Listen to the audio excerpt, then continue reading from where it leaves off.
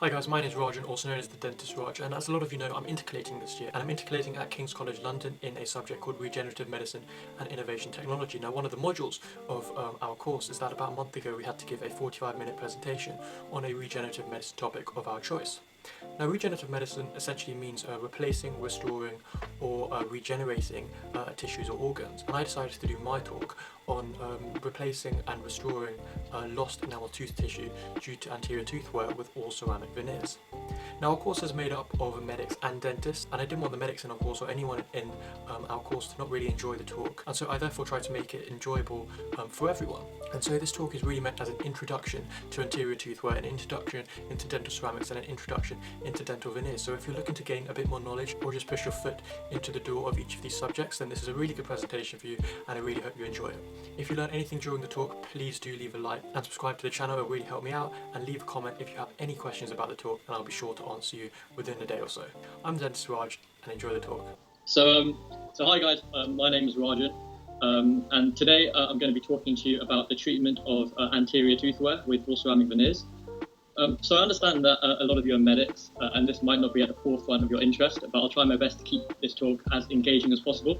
And hopefully you can come away from this talk with, having learned a little bit about tooth wear and dental ceramics respectively. So similarly to Rahul yesterday, I just wanted to underline certain aspects of the regenerative medicine definition, as I'll be focusing on the ability of ceramics to replace natural tooth tissue when it is irreversibly lost. So the enamel in our teeth, it's not alive, it's not vital, right? And when it is lost through tooth wear in this case, it does not grow back. And therefore, the underlying objective of this presentation is to basically discuss just one regenerative technique, and that is how ceramics, acting as a foreign material, can regenerate function, form, and aesthetics by replacing a patient's lost tissue. So we'll just move on to the contents page. Rather than just describing what I'm going to be discussing during the course of this lecture with you, as you can see on screen, I thought it would be better to just run through some aims and objectives that I'm hoping to achieve during this presentation. So firstly, I'm hoping to give everyone a better understanding of tooth wear, what tooth wear is, what might cause tooth wear, and where tooth wear might be found in the mouth, but also across the world. Epidemiological studies are incredibly sparse when it comes to tooth wear, but hopefully I'll be able to shed some light on where this oral disease is most prevalent. Secondly, and perhaps most importantly, hopefully I'll be able to describe the process of how we want to plan treatment and give you all a better understanding of the thought process of care planning a tooth wear case. Moving forward, a big objective of mine is to hopefully explain what veneers are, and secondly, what dental ceramics are, delving into greater depth concerning their composition and the current market options of our regenerative treatment. I hope you'll be able to understand the current public opinion of ceramic veneers and the public accessibility of this treatment option. And finally, hopefully, if you're all still awake by the end of this lecture, I hope you'll be able to have a really good understanding of where the future of treatment of anterior tooth wear is going in years to come. So here is a picture of a tooth structure. I'm sure.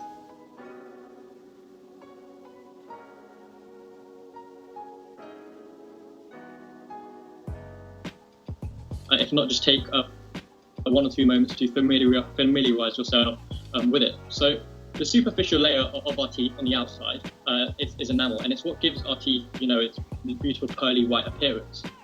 Enamel is made up of 96% inorganic hydroxyapatite crystals, and they're tightly packed into prisms. And this actually makes enamel the hardest biological tissue in the body.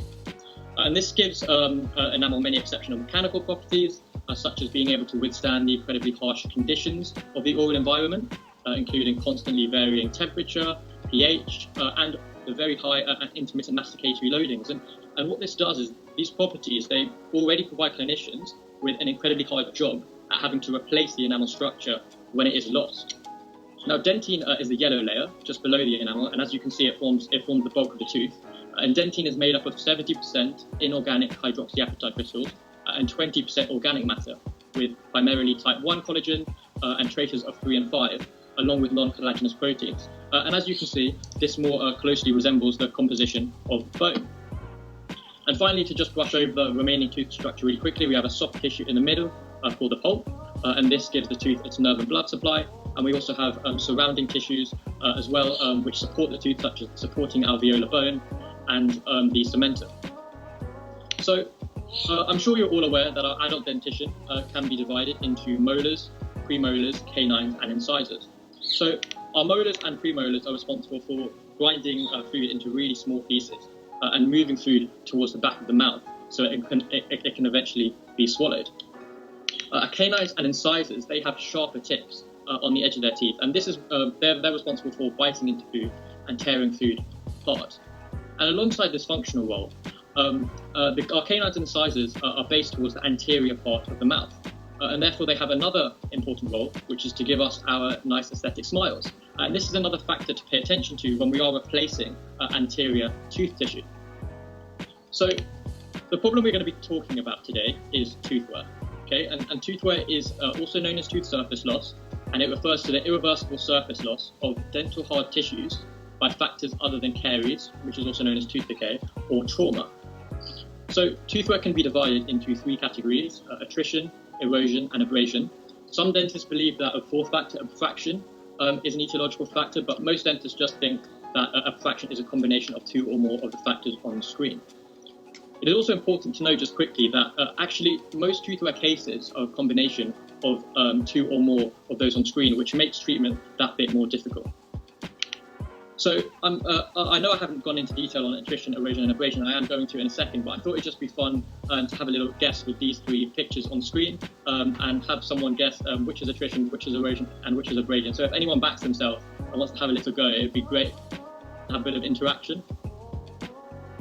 Anyone want to guess? It's all a bit of fun. Doesn't matter if you get it wrong.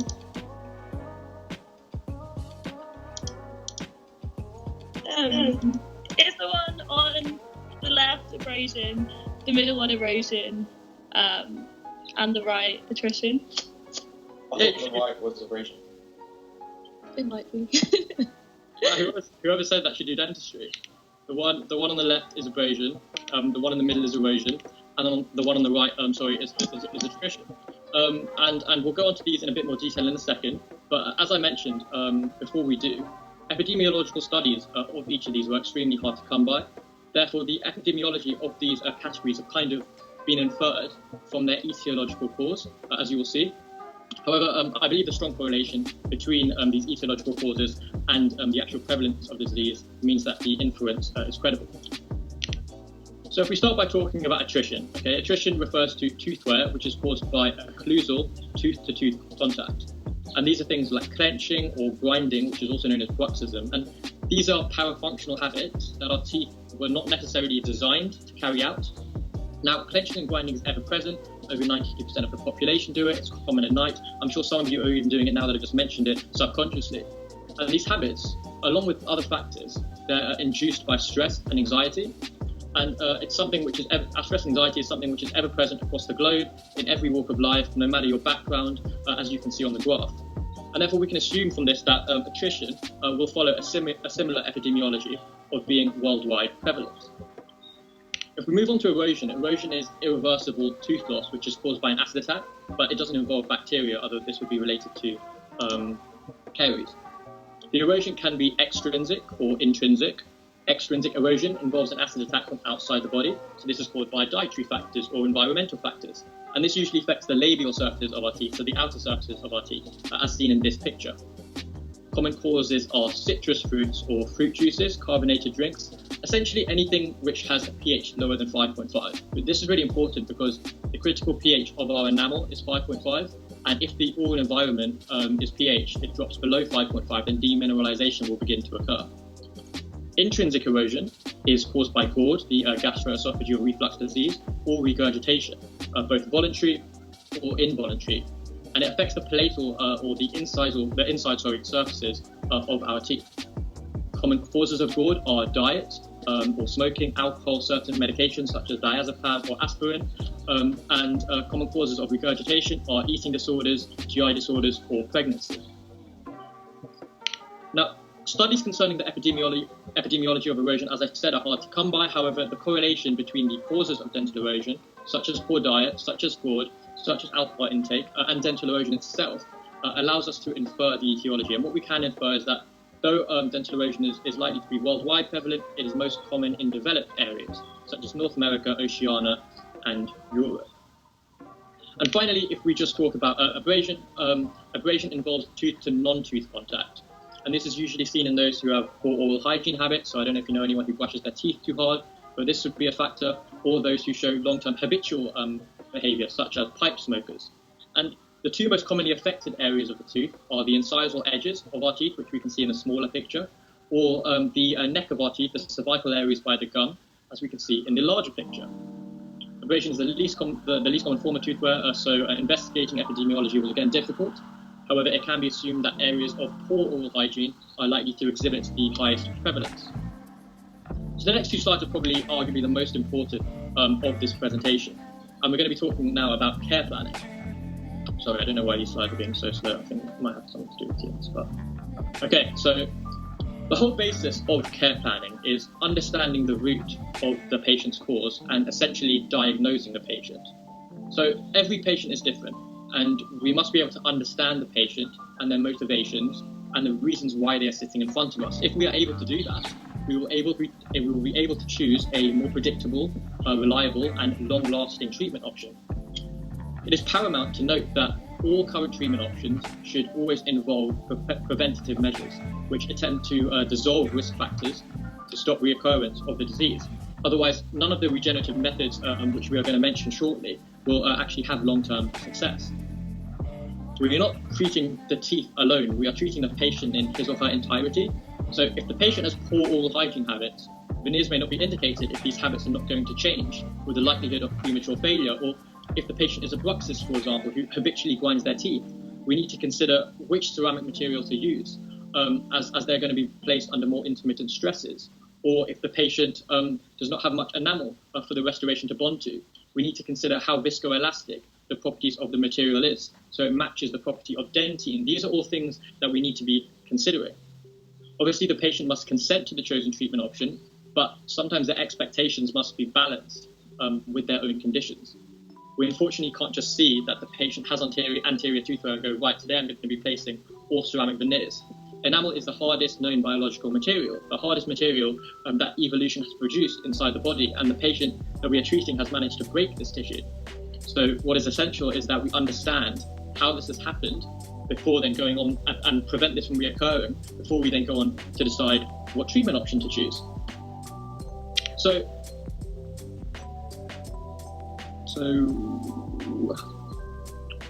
any time today. So let's say that this patient comes into the clinic exhibiting generalized tooth surface loss. So how do you think the patient would feel coming to the clinic with teeth like this? They might feel perhaps embarrassed, scared, perhaps low on confidence. When treating a toothwear case as such, our responsibility is to restore health, function, and aesthetics to the patient, whilst removing as little tooth structure as possible. And if we can achieve this, hopefully we can reinstall the patient's confidence and regenerate their tissue for function. So firstly, we need to assess the severity of the case with the BEWE examination, or the basic erosive wear examination, but also with other examinations such as vitality tests or radiographs. We need to think, is the patient in pain, or likely to stay in pain, or soon feel pain if the teeth or tooth is not taken out, and if not, maybe an extraction is indicated. We need to think, is the remaining tooth structure too worn down for veneers to be placed, and maybe crowns instead of veneers is indicated. And these are all examples of regenerative techniques which can only be used if indicated by the patient's specific condition. Patients often come to the clinic with an idea of what they want. I don't know if you as medics have the same problem, but with social media and Google around these days, self-diagnosis is extremely common, and often expectations are extremely high.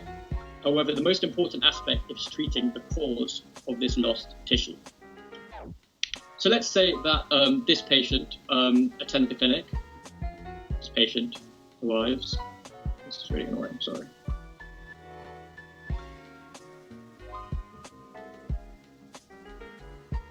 Well, okay, but let's say this patient attended the clinic with obvious tooth surface loss, seemingly caused by attrition anteriorly. And after a discussion involving the dentist's expert opinion and the patient's expectations from the treatment ahead, finally a decision has been made that we're going to be using all ceramic veneers. So now let us discuss the story of going from this before picture to this after picture, where we are able to regenerate health, function and aesthetics of the patient through all ceramic veneers. So veneers are thin coverings of restorative material placed on the labial or the outer surface of our anterior teeth. And the emphasis here is on thin. Veneers are usually no thicker than 0.5 millimeters. The beauty of veneers is that they are able to produce absolutely stunning aesthetic results, all while the patient's tooth tissue can be regenerated to restore function in a minimally invasive manner. So in terms of the history of veneers, veneers were founded in 1928 by American Dr. Charles Pincus. And he would place an acrylic material on the labial surface of the Hollywood superstars of the time. To give you some perspective, nowadays the lifespan of veneers tends to last 10 to 20 years. But does anyone want to guess how long they think these acrylic veneers in 1928 would have lasted? Just have a wild guess. If they've lasted 10 to 20 years now, anyone want to guess 100 years ago how long these might have lasted? 6 months. 6 months, okay, a few weeks. So these actually lasted just 1 hour.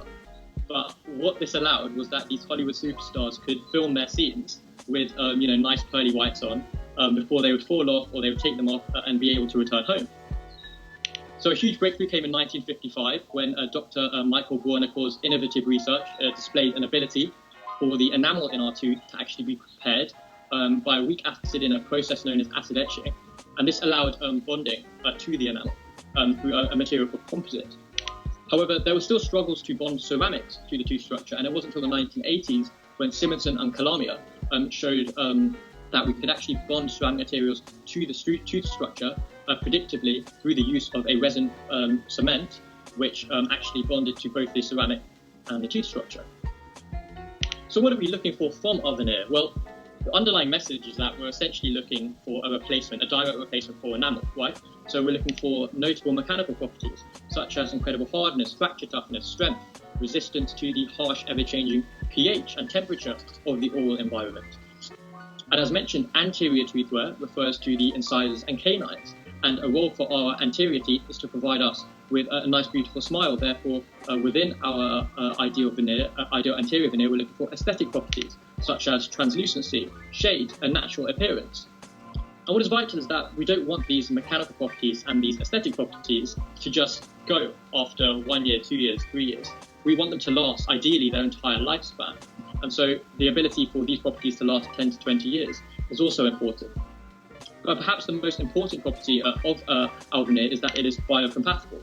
We need our veneer to be non-toxic, non-carcinogenic, and cause minimal inflammation. So I don't know if any of you would have seen this image before when it loads, but for those of you who follow Lad Bible, you would have seen these images when they load.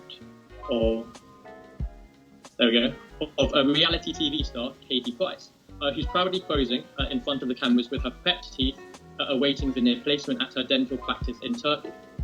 And this specific preparation, it's incredibly destructive to the natural tooth structure. And this can strongly affect the long-term success of the veneers. In fact, just months after this treatment, Katie Price actually had quite an embarrassing moment with her newly placed veneers, one of which actually fell out in public. So what is the ideal tooth preparation for the and do we need to actually remove any natural tooth tissue at all? Well, we prepare the tooth to essentially allow the veneer to be placed and then bonded to the natural tooth tissue in a way that will ensure long-term retention, so ensure that it will stick to the tooth for a long period of time. How much we actually prepare the tooth varies case by case. So if extensive tooth wear has occurred, the tooth is heavily worn down, then tooth preparation may not necessarily be required. However, if teeth are crooked or overcrowded and it's hard to actually put the veneer on, over preparation might be required for veneer placement. If tooth preparation is required, preps should resemble something a little bit more closely to this, the image we can see on the right, and the use of diamond burrs with a fast handpiece permits controlled yet minimal removal of tooth structure on both the labial, so the outer surface of our teeth, and on the incisal surface, the tips of our teeth. And this should be at depths of around 0.5 millimeters. So now that we've spoken about how we're going to actually prepare the tooth for veneer treatment, let us just discuss how we're actually going to bond the veneer to the actual tooth tissue. So as mentioned, it wasn't until the 1980s that Simonson and Calamia discovered how to successfully chemically bond ceramic to natural tooth tissue. And it was through the use of resin cements. And currently nowadays, 3 different types of resin cements exist on the market, all with different properties. We have self-adhesive cements, which are the easiest to use, and they have no extra steps, such as bonding or priming. But they do have the weakest mechanical properties, as we can see from the table. And they're usually indicated for zirconia-based restorations and for patients who are seeking little post-operative sensitivity. Both aesthetic and adhesive cements have extra steps, and this makes their use more technique sensitive, but they offer far stronger bond strengths, as can be seen on the graph, and they're indicated for silica-based ceramics and veneers which require additional retention. What is ironic is that though this is all we're going to be touching on regarding resin cements, they are the most important part of the all-ceramic bonding system. Failure of all ceramic systems tend to occur due to the bond between the ceramic and the tooth tissue failing. However, going into this in more detail would be a lecture in itself, and therefore I think I'm going to leave cements here so we can actually go on to discuss our regenerative material today, which is going to be ceramics. So I better not get this wrong because we actually did a lecture on it, but we understand that ceramics are inorganic, non-metallic compounds which exhibit strong ionocovalent bonding, and they're usually associated with materials which are subjected to a temperature over 700 degrees during manufacture or during use. So we know that ceramics can exist as crystalline or amorphous structures, depending on the rate at which they're cooled. And this changes the internal atomic structure and then leads to different mechanical properties. One property which I've not noted on this slide is that crystalline ceramics actually tend to be really opaque, whereas amorphous ceramics tend to be rather translucent. And therefore, they offer the amorphous glasses offer more aesthetic solutions when used in dentistry. Ceramics can be classified in a ridiculously high number of ways. When I was doing my research for this presentation, I was overwhelmed by how many different ways you can actually classify ceramics. You can classify them by manufacture technique, by application, by usage, by translucency. But to just keep it simple, I'm just going to be talking about one type of classification today, and that's going to be classification by composition. So we have 4 categories, and the first category we have is a pure glass-based system, which consists of silica and alumina. These silica-based glass systems are known in dentistry as pure feldspathic porcelains. And if you ask any dentist to choose to regenerate a patient's smile purely for aesthetic and cosmetic reasons, they would choose the glass-based systems because they offer beautiful translucency and naturality. However, these systems lack mechanical properties which would not bring back function of enamel, and they can fracture under lower loads, and therefore they don't really tend to be clinically used too often. These systems can be, however, reinforced with crystalline fillers, and this enhances their mechanical properties whilst retaining to some extent the appearance of the beautiful glass-based systems. These crystalline reinforcements are commonly Leucite or Lithium disilicate and are known in the dental world as synthetic feldspathic porcelains. And this composition is the most common category used for all ceramic veneers, and we're going to discuss a couple of the options which are currently on the market for this category in a little while. We have crystalline-based system, category 3, which are reinforced with glass fillers, usually alumina, and these are not too commonly used. And we have category 4 polycrystalline solids, which are pure crystalline structures with no glass content. And an example is zirconia. Now, zirconia is arguably the most commonly used dental ceramic as it has outstanding mechanical properties. However, it doesn't tend to be indicated to regenerate anterior tissue due to its poor aesthetic properties. However, I would just like to talk about the internal structure of zirconia quickly, as I just think it's really interesting and amazing. So, zirconia actually exists in 3 different lattice forms depending on the temperature. Okay, so at room temperature, it exists as a monoclinic structure, and this has a high volume. At the firing temperature, zirconia exists as a tetragonal structure, and this is the strongest lattice form with the best mechanical properties, but it is the smallest. And then over 2000 degrees Celsius, zirconia exists as a cubic structure. Engineers obviously they tried to make use of this tetragonal structure. However, what they found was that whenever they tried to bring the firing temperature back down to room temperature, the smaller tetragonal lattice would crumble into a powder because obviously it tried to expand to get into the monoclinic structure. This was until the 1980s when it was discovered that if you added yttrium, the tetragonal stage could actually be stabilized at room temperature, and this produced something called yttrium-based zirconia, which is also known as YTZP. And why is this interesting? Well, ceramic materials, they don't really tend to fail because of one ultimate stress, but rather because of an internal defect which arises and induces a crack, and then this crack propagates, and this completely undermines the whole structure of the ceramic. Yttrium-based zirconia can combat this through a phenomenon known as transformation toughening. And this is amazing. This is where, when induced by a stress, the tetragonal structure actually transforms into a monoclinic structure, which increases the lattice volume, because as we said, when it goes from tetragonal to monoclinic, it increases the volume. And this actually squashes out the defect, and this gives zirconia its amazing strength and fracture toughness. Unfortunately, after all that, the high crystalline content of zirconia means that it doesn't really tend to be used anteriorly. I just thought that was really interesting to talk about. But a new product called 5YTZP, which is a zirconia with 5% of yttrium as opposed to the usual 3%, has been invented, but it is not really being clinically used too much, as there's not enough currently long-term evidence for use.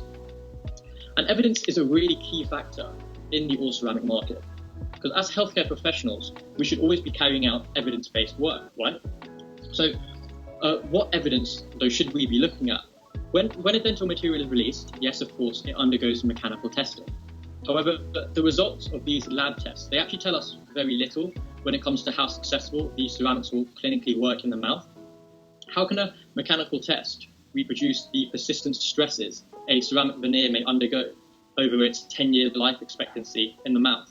Dr. Diane Recco actually did a really interesting study that summarized that mechanical testing cannot reproduce the harsh conditions in the mouth, and the only way to reliably produce results is to test the materials in the mode in which they're used, and place these restorations in clinical trials and evaluate their success before bringing them to market.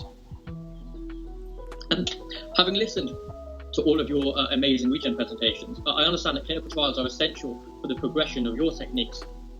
However, in dentistry, the speed of modern day dentistry is moving so quickly, and it means that in 5 to 10 years, there may be a new cutting edge material which is displacing those currently in use. And therefore, clinical trials of 5 to 10 years, which we need to do if we're actually going to place the material in the mode in which it is used, is rather unfeasible for dental manufacturing companies. Dr. Terry Donovan is one of the leading US ceramicists, and he once famously said that most ceramic systems, they're actually brought to market with virtually no clinical trials, and the ones who are doing all the clinical trials are the manufacturers, the dentists, and they're doing it for free. And the ones who have to pay the price for premature failure of the material are the dentists. So if mechanical tests don't propose the full story and clinical trials are hard to come by, how about endorsements? If a really well-known dentist endorses a ceramic material, does that mean that we should be convinced to use that material? Well, companies can pay high-profile dentists thousands of pounds to solely use their product. So regardless of the credibility or fame of these dentists, it's not necessarily an unbiased opinion to listen to. So what criteria do we have to go off? Well, the late Peter Scherer, he was a Swiss dentist, and he was instrumental in paving the way for modern ceramic treatment. And he arrived at 3 criteria to pass materials on. He said that we need to have independent trials. He said that we need to have at least 5 years worth of data in these independent trials, and that within these trials, the material needs to show at least a 90% success rate in all the cases. So now let us take this criteria forward and move on to talk about a couple of the regenerative ceramic options which are on the market at the moment used to treat anterior toothwear. So both of the market options we are going to discuss are Category 2 glass-based systems with reinforced crystalline fillers, that the composition Category 2 as we spoke about. And the first is a Leucite reinforced ceramic. So Leucite is a potassium-based feldspar, and it's added at concentrations of 10 to 20% to the glass-based silica. And though CAD/CAM milling is possible, and something we'll touch on later, Leucite reinforced ceramics are still commonly formed via heat pressing. Now, though other options are available, as we can see in the top right, such as Vita's Leucite reinforced ceramic, the market leader is Ivoclar Vivadent's IPS Empress. Now, Heffernan and Barazon released studies from the universities of Iowa and Colorado, respectively, and each independently confirmed that pure glass porcelains aside, Empress offered the best aesthetics out of all ceramic veneer options, as well as Kelly, who confirmed a 90% 5-year success rate in the anterior region, and this, as we said, meets Scherer's criteria. However, due to the relatively average mechanical properties of the Leucite-based system, Ivoclar advised the use of an aesthetic or adhesive cement, such as Variolink 2, to be used with their Empress system to enhance bond strength. And as we said, this could bring out issues of technique sensitivity. Now, apologies for the quality of this image, but here is a case taken from a dental lab in California. And this patient presented with generalized anterior toothwear, as we can see in their maxillary dentition. And she was fitted with IPS Empress ceramic veneers. And they quite beautifully, as we can see, regenerate the patient's smile. But vitally, they repair the patient's lost tooth structure. They've restored function and health. I can't imagine how much easier the patient must find simple tasks that we take for granted, such as eating or talking, with their new regenerated tissue. A more recent crystalline filler, which is being used, is lithium disilicate. And this is added in much higher concentrations than the Leucite that we spoke about, at 60 to 70%. Along with a second crystalline filler, lithium orthophosphate, at a much lower concentration, this reinforced material has randomly interlocking crystals. So the lithium orthophosphate and the lithium disilicate all randomly interlock, and this ensures great mechanical properties. Once again, though some competitors are out there, the leading lithium disilicate reinforced ceramic at the moment is made by Ivoclar Vivadent, and it is known as IPS Emax. Originally known as Empress 2, Emax inherited the reign of Ivoclar's lithium disilicate ceramic. And the interlocking crystals that we spoke about produce very high strength, fracture toughness figures respectively, around double that of the Leucite reinforced ceramics as we spoke about. However, they do come at a cost, as the high percentage of lithium disilicate crystalline fillers, they diminish the translucency of the glass space system.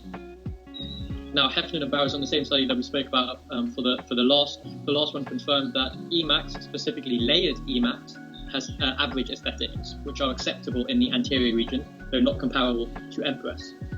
However, the reason that Emax was invented was to provide clinicians with a more reliable, long-lasting option with stronger mechanical properties. And Donovan was able to confirm, after a 4-year study in 2014, that IPS Emax had a success rate of 98%. And this is a reason for Emax's incredibly high demand on clinic at the moment. And this demand is reinforced by Emax's simplicity of use and customizable nature, as Ivoclar advertised that either the easy-to-use self-cure cement is adequate, or the stronger aesthetic cement. So you can use either, and it's completely up to the clinician. So this patient attended a dental clinic in London, exhibiting anterior erosion on maxillary teeth. And all 6 anterior teeth were fitted with Emax veneers. And this completely transforms his smile, as we can see. Though, personally, I don't think these restorations offer the same translucency as the Empress veneers. Most importantly, the patient's lost tooth tissue has been repaired. So let's now go on to talk about the accessibility of ceramic veneers in the UK, firstly. So the truth is that almost every time a patient considers veneer treatment, they're worried about the cost. So the general impression is that if you want veneers, you're going to have to cough up a lot of money. And in the UK, you can get dental treatment either through the NHS or through privately. And on the NHS, you are able to get all ceramic veneers if they are required for health reasons. So if you go to your NHS dentist presenting with toothwear and the case shows no immediate threat to your health, then you will have to choose a different treatment option. And yes, these treatment options are acceptable, but you won't be able to choose all ceramic veneers unless there's a direct threat to your health. Privately, treatment option is completely up to yourself and the dentist. And there's no external body who's saying you can do this, you can't do this, completely up to you and the dentist. However, as you can see, it does come at quite a cost. However, private dentistry is becoming more accessible and more affordable.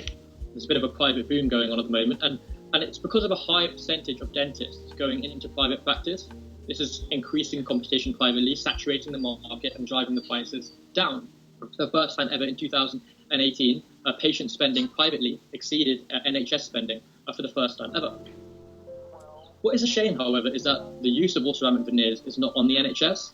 Just because the case, does not show an immediate threat to the patient's health, that doesn't necessarily mean that the regenerative treatment will not hugely transform the patient's life. And this private boom, I believe, has been induced by a lack of such NHS services.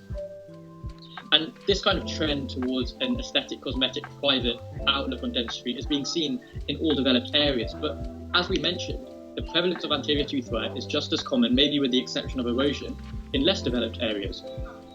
However, the oral healthcare systems in these areas are incomparable. Firstly, the core of this problem stems from oral health knowledge and a lack of understanding from the general public associated in these countries with how to keep the oral environment healthy. And this means that most toothwear cases are far more advanced and severe than those seen in developed areas, contraindicating use of oral ceramic veneers. And furthermore, the quality of oral healthcare services is just not accessible in less developed areas. In rural areas, often social services or college institutes have to open oral healthcare camps. I was reading one such camp in India reported seeing 3,200 patients in just 2 days. Therefore, the placement of oral ceramic veneers is just not feasible in these regions, and it's usually reserved for the most affluent areas of these countries. Now, when cost does pose a problem, many look abroad for cheaper ceramic veneers. So the UK public look to countries in East Europe, such as Slovakia, Poland, and Turkey, and the US public look to South America, countries such as Colombia. And this is being driven by celebrities and social media, who are seeking to go abroad for treatment, such as Katie Price's story, as we saw earlier, or Love Island's Jack Fincham. Jack was on season 4 of Love Island, and he was asked in one of the episodes about his pearly whites, and he actually said that he had veneer treatment in Turkey. Also, a great deal of foreign advertising from dental professionals, from underqualified dentists in these countries, who are promising same-day smiles and advertising things called dental holidays. Furthermore, in the UK, patients are protected under medical negligence. So if unsatisfactory treatment occurs, patients are protected under law. However, patients are not necessarily covered as such abroad. And this leads to further treatment costs when 75% of those have to receive corrective treatment upon return to the country if they've had treatment abroad. Rajan, why has he got his shirt open? He's quite a famous guy from Love Island, so I thought it would just be a relevant picture because some people might know. So it wasn't really relevant to the talk. It was just because he's a famous Love Island guy, so anyone who watches the show will know. Fair enough. Okay, I'll leave you to it. I can give you his number if you want. No worries. So genuinely, I personally think that veneers get a bad reputation because preparations such as this one seen in the bottom right, or Katie Price's, as we can see in the top left, are really what the public often associates with veneers. Incredibly destructive preparation, and this is a false assumption, as we discussed. The growing power of social media is increasing the generalized public to gauge their own opinion, their opinions and impressions on ceramic veneers, not from professional opinion necessarily, but from the experiences of those who have a social influence. And that's really what is driving the current ceramic market. Despite market leaders such as Dent Supply, Ivoclar, 3M, the list can go on, unless a new groundbreaking ceramic material is released by the company, the market is heavily being driven by social media and social influences. So, having discussed the treatment of anterior toothwear with the regenerative technique of oral ceramic veneers, let us now just take a few minutes to look to the future. With the rate of toothwear rising worldwide, will oral ceramic veneers still be a leading treatment option of anterior toothwear? And if not, what options are currently emerging? There are plenty of treatment options available, but two regenerative techniques that I would like to take a look at are CEREC dentistry and also a non-ceramic option called composite bonding. So CEREC stands for Chairside Economical Restorations of Aesthetic Ceramics, and it's part of the growing dental digital revolution. So oral ceramic veneers, they're usually treated over 2 to 3 appointments. The first appointment, your teeth are prepped and you are placed in temporary veneers, also while your impression is sent off to a dental laboratory, and 2 to 3 weeks later this dental laboratory returns the veneers to your dentist. Then you go back at a second appointment 2 to 3 weeks later and have the veneers placed. But digital dentistry has completely revolutionized this, providing ease and efficiency to the dental world, especially essentially cutting out the need for a laboratory, with the ability to mill your own restorations on site through the process of CAD/CAM, which is known as computer-aided design and computer-aided manufacturing. The process works as follows. A digital intraoral scanner is used to take an impression of the patient's mouth, which is uploaded live to a computer software. This software then produces the missing areas of the tooth, which can be edited and tweaked by the dentist, so obviously either veneer or crown or implant, veneer in our case. And this is then sent the 3D milling system, which will cut the digitally produced veneer out from a block of ceramic. And all the materials that we've spoken about today, Empress, Emax, zirconia, they're all available for CAD/CAM production. However, over the past few years, a new trend has been growing to treat anterior toothwear, such as the attrition case that we can see on the right, and that is through composite bonding. Composite bonding is reserved for more minimal cases as such, and it allows for non-invasive treatment, often without the need for any drilling or injections, with just a layer of composite resin being placed over the tooth. The hydrophobic resin composites are able to micromechanically actually chemically bond to the enamel prismatic structure, and this produces bond strengths of 20 to 50 megapascals. These are obviously not at the levels that we were talking about previously, about ceramics with Empress hitting 160 megapascals, Emax 400, zirconia can hit 1000. However, Shah and Khan's study was able to confirm a 95.8 success rate on minimal cases in a study over 5 years, thus meeting Scherer's criteria that we discussed about.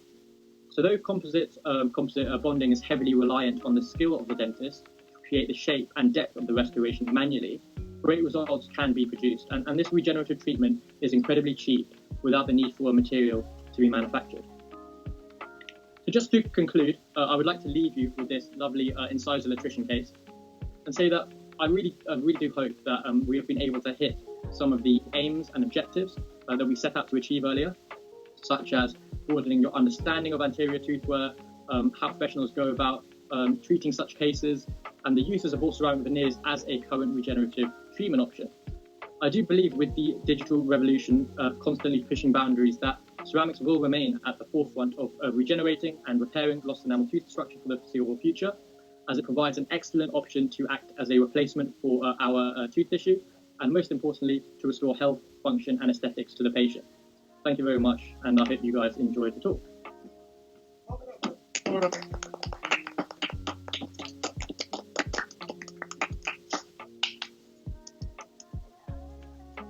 Cool. Questions for Rajan? Hey, firstly, even as a medical student, like that was a really interesting talk, so well done. My question was, you spoke about composite bonding right at the end, and it seemed really, really interesting. Do you think that will ever displace the use of ceramics in the future? So, composite bonding, it's seemed like a real big boom and trend recently, and it's because of its ability to replace enamel tooth tissue that's been lost, but without the need for any injections or any drilling. And patients really thrive at that because they're like, oh my goodness, you don't have to reduce any of my tooth tissue, and it's amazing that I'm getting my smile back. But and it is amazing. It is an amazing breakthrough in dentistry. But what I would say is that, as we spoke about, it doesn't offer the same mechanical properties of ceramics, and therefore, yes, it can be used for minimal cases, as we saw. But when the teeth is more heavily worn down, the composite material may break under lower loadings when it's added in a bigger bulk, and this could pose problems. Furthermore, composite bonding is actually known to stain quite quickly. It's not the end of the world because composite bonding is reversible, unlike ceramic veneers, but ceramics are able to hold their colour for a lot longer. And this is why I personally believe that ceramics will always remain at the forefront, especially for more invasive cases.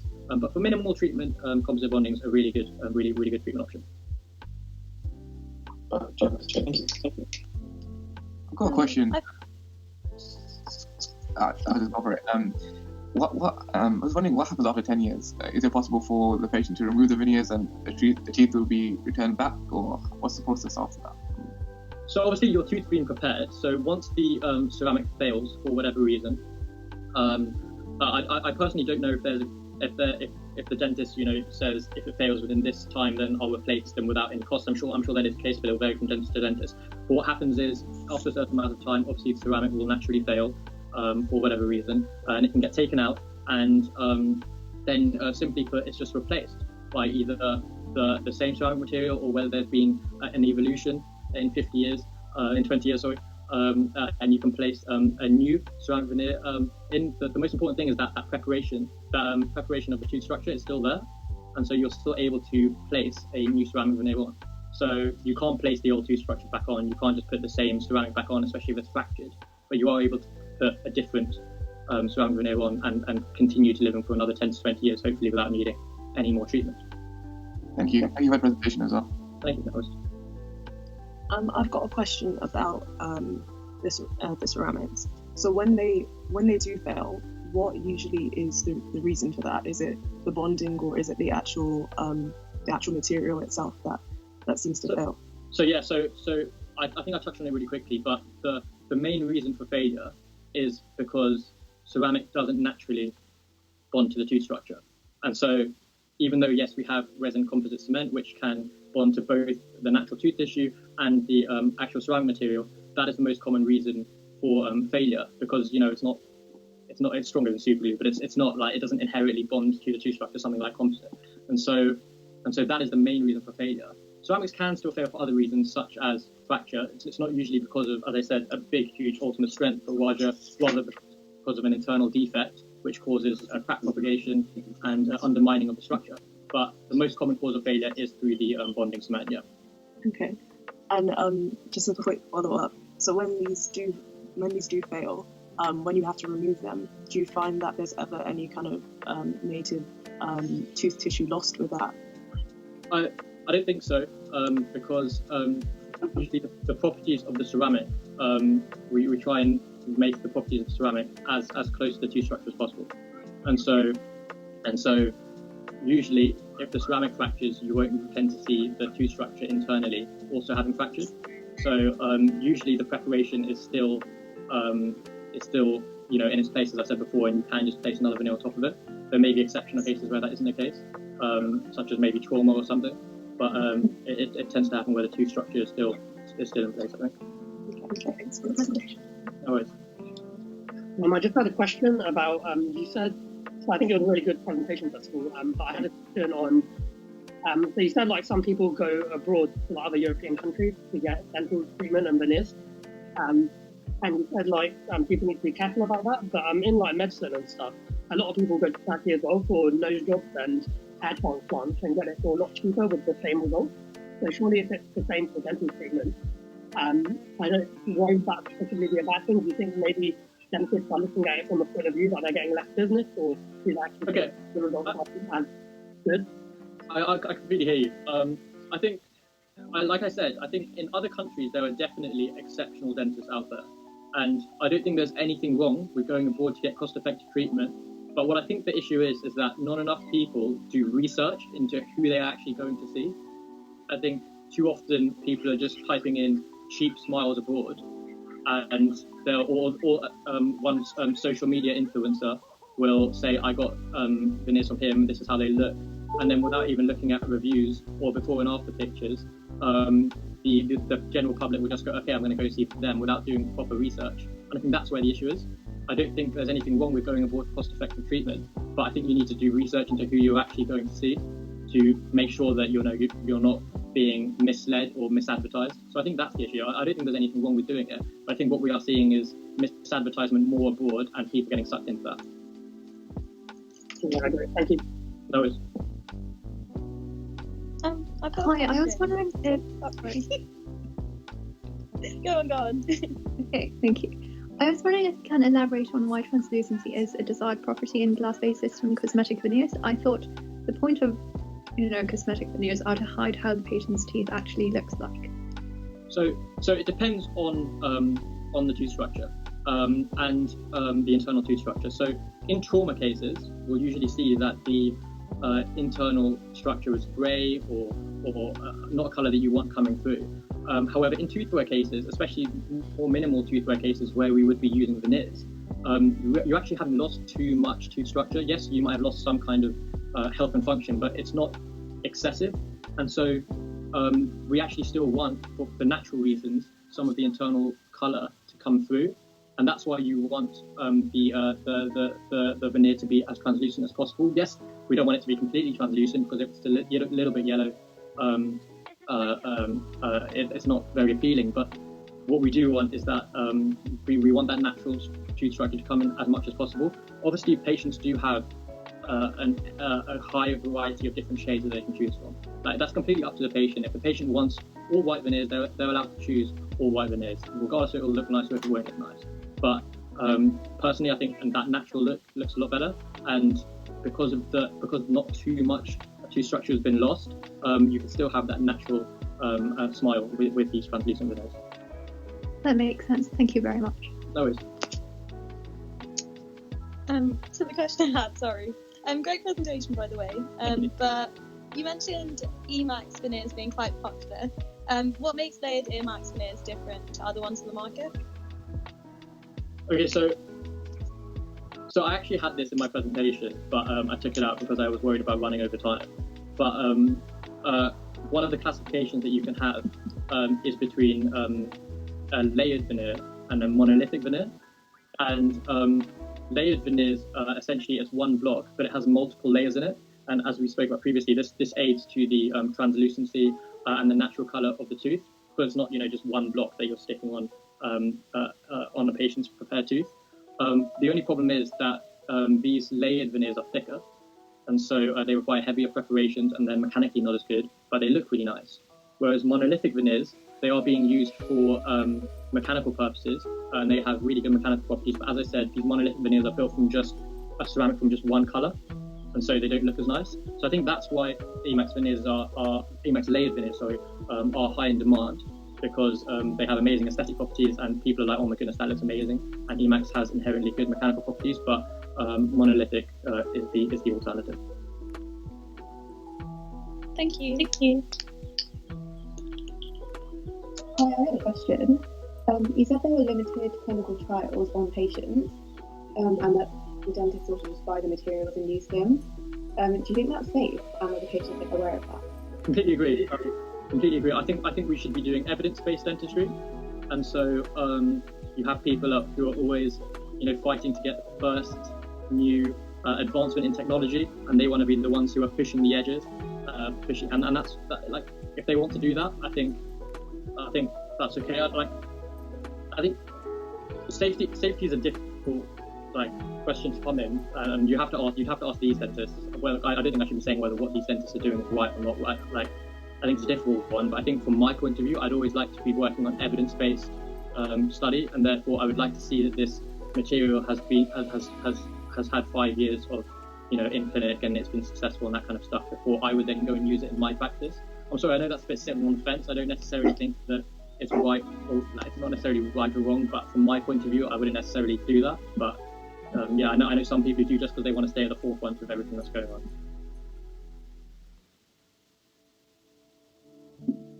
Maria, you got any questions as a dentist? Shireen? I just asked one. Did you? I'm sorry.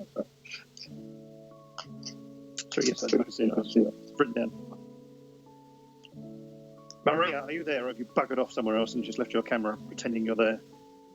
I've got another question. Hang on, we're trying to interrogate see if Maria's there. She's buggered off and she's just left her camera running. Oh, she's been found out. Go on, sorry, Zubair, go for it. I was wondering, does the oral hygiene management change after veneers? If so, how does it change? I don't think it should change. It might change because the patient's now coming to the dentist more because they have nice teeth, and so they're getting told oral hygiene advice more frequently. But it shouldn't change. The patients should still be looking after their teeth. It should still be cleaning their teeth. Maybe pay more attention to the specific margin where the veneer is fitted. So make sure that they're cleaning that so bacteria can't seep in to the margin between the veneer and the tooth tissue, which would cause a premature failure. But other than that, I don't think necessarily oral hygiene techniques change. Perhaps patients might be more aware of it because they come to the dentist more frequently now. I see, thank you. Cool, thank you very much. So that's the first three.